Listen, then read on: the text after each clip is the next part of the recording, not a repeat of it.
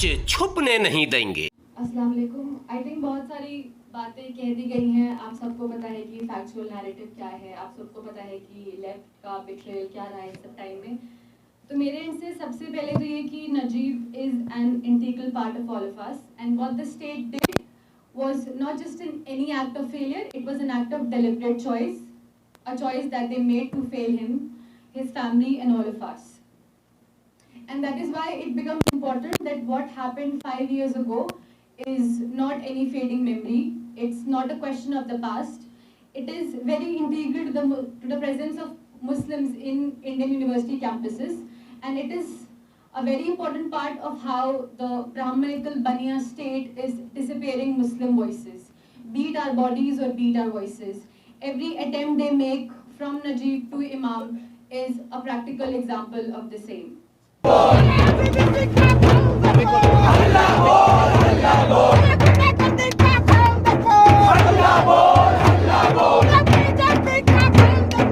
मैं दो बातों पे ज़्यादा फोकस करना चाहूँगी।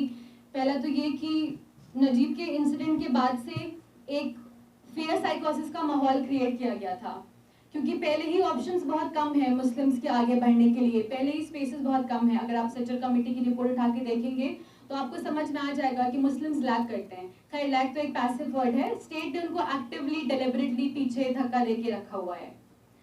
तो जो मुस्लिम इदारे हैं, मदरसे हैं जहाँ पे मुस्लिम बच्चे पढ़ते हैं, उनको क्रिमिनलाइज किया गया है।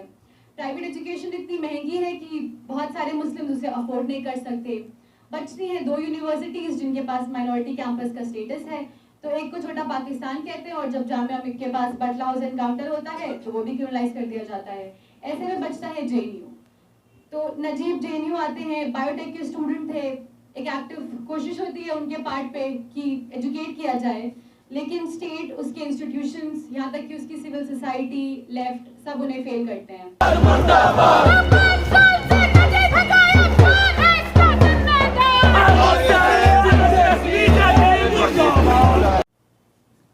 दूसरा सवाल ये है कि एक बहुत ज्यादा प्राइड और प्रेस्टीज का ऑनर हमने अटैच कर दिया है जेएनयू जैसे इंस्टीट्यूशंस के साथ। तो जब नजीब वाला इंसिडेंट होता है तो लेफ्ट ट्रोप ये कहता है कि ये एक छोटी लड़ाई थी, एक स्टूडेंट था, एबीवीपी के 7-8 बंदे थे, आपस में एक स्कफल हुआ था और इसके कॉन्सिक्वेंसेस हैं। लेकिन नजीब की फैमिली और उनकी कम्युनिटी जब इस बात पे फोकस करती है कि यहाँ पे मसला आइडेंटिटी का है, तो कहा जाता है कि आप मसले को कम्युनल बना रहे हैं, आप मसले को हिंदू मुसलमान का नाम दे रहे हैं। और ये पुराना ट्रोप है, जब भी बात आती है मुस्लिम आइडेंटिटी की। आप देख लीजिए, जब कल या परसों में 3 मुसलमान बच्चों को, मदरसों के स्टूडेंट्स को कर्नाटका में पीटा गया था, तो कहा जाता है कि ये एक लोन इंसिडेंट है। जब ओपन स्पेस में मुस्लिम नमाज पढ़ने की कोशिश करते हैं दिल्ली के पास और पुलिस उनको बोलती है, जब हल्ला काटती है एलीट सोसाइटी, तो पुलिस आके बोलती है कि आप 200 मीटर दूर जाके नमाज पढ़ी, तो हम कहते हैं कि एक लोन इंसिडेंट है। जब जंतर मंतर पे एंटी मुस्लिम स्लोगन्स लगते हैं, थ्रेटन किया जाता है हमें विद आवर लाइव्स, तो भी कहा जाता है कि ये फार राइट है, it is not who the idea of India represents, but this is exactly what the idea of India represents, where Muslims have been relegated to this second class citizenship. हम citizens हैं लेकिन सिर्फ नाम के लिए, हम de facto citizens नहीं हैं इस स्टेट के, और ये बहुत क्लियरली दिखा था हमें नजीब के केस में। अब सवाल ये उठता है कि 5 साल से हम सुन रहे हैं कि स्टेट ने हमें कैसे फेल किया, स्टेट के इंस्टीट्यूशंस ने हमें कैसे फेल किया, तो आप और हम इसे काउंटर कैसे करेंगे? क्योंकि स्टेट बहुत पावरफुल है, जहाँ पे उनको मौका मिलता है वो हमारे लोगों को जेलों में भर देते हैं। और कुछ केसेस, अगर आप कुछ पैरेलल्स उठाएंगे तो आपको बहुत क्लियरली दिखेगा कि जो नजीब के केस में हुआ है वो एक रेपिटेटिव पैटर्न है। तो ये जो नेशनल प्रोजेक्ट ऑफ डिसअपीयरेंस है, इसमें 2 एलिमेंट बहुत इंपॉर्टेंट है। पहला है वायलेंस और दूसरा है नैरेटिव, जिस पे मैं फोकस करना चाहूंगी। तो नजीब के साथ पहले वायलेंस होता है, जैसे आप पैरेलल ड्रॉ कर लीजिए north east anti Muslim Delhi pogrom से, वो एक पोग्राम है, वो राइट नहीं है, ठीक है।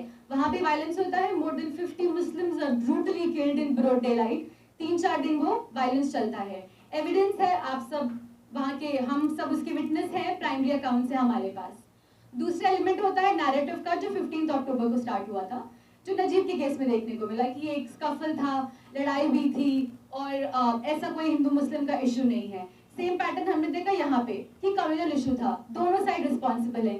जहाँ पे पर रिस्पॉन्सिबिलिटी सिर्फ एक फैक्शन की थी। तो ये जो नैरेटिव है, ये जो सेकेंड पार्ट है स्टोरी का, ये लंबे टाइम तक टिकता है। हम और आप थक जाएंगे बोलते बोलते कि जो नॉर्थ ईस्ट दिल्ली में हुआ था वो एक पोग्राम था, राइट नहीं था। लेकिन जितनी भी लिटरेचर प्रोड्यूस हुई है उस इवेंट के बारे में, जितने भी न्यूज़पेपर आर्टिकल्स आए हैं, जितनी भी थ्योरीज लिखी गई हैं, वो यही कहती हैं कि वो एक राइट था। तो जिस पे हमें काम करने की जरूरत है। दूसरा ये कि हमें डिस्टिग्मेटाइज करना है अपनी कम्युनिटी के बारे में जो परसेप्शंस हैं उनको और अपने इदारों को। क्योंकि हम सबको पता है कि जो बच्चे मदरसा से पढ़ के आते हैं, पहली बात तो ये कि वो एजुकेशन अफोर्ड नहीं करते, तो उन गरीब मुसलमानों को पढ़ाने का जिम्मा इन इदारों ने उठाया हुआ है।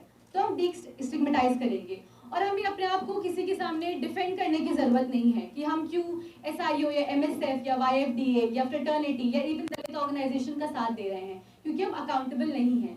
लेकिन जरूरी ये है कि हम अपने लीडर्स को ओन करें कि जब हमारे बच्चे जेलों में जाएं तो हम इस बात पे बहस न करें कि सॉलिडारिटी का लेवल कितना होगा, हम इस बात पे बहस करें कि उनके लॉयर की फीस कौन भरेगा, और हम इस बात पे बहस करें कि उनकी घर की देखभाल कैसे की जाएगी। तो ना सिर्फ हमें नैरेटिव को चेंज करना है, बल्कि हमें इकोनॉमिक इन्वेस्टमेंट्स भी करने हैं। ऐसे बहुत सारे प्रोजेक्ट्स हैं जो मुस्लिम स्टूडेंट स्टार्ट कर रहे हैं, जो चाहते हैं कि कम्युनिटी एजुकेट हो। हमें ऐसे प्रोजेक्ट्स को, ऐसे इनिशिएटिव्स को टाइम देना है, उसमें अपना इन्वेस्टमेंट ऐड करना है, क्योंकि स्टेट हमारे साथ नहीं और ना कभी होने वाली है।